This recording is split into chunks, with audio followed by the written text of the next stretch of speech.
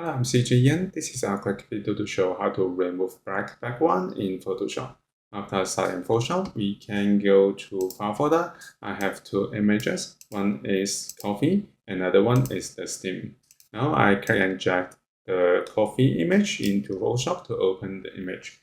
I press Ctrl 0 to remove it. Next, we can go back to File folder. I drag and drop the steam image into same document. I press enter to apply it. So we got the new layer for the steam image.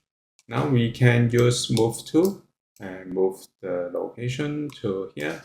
Next we can go to layers window.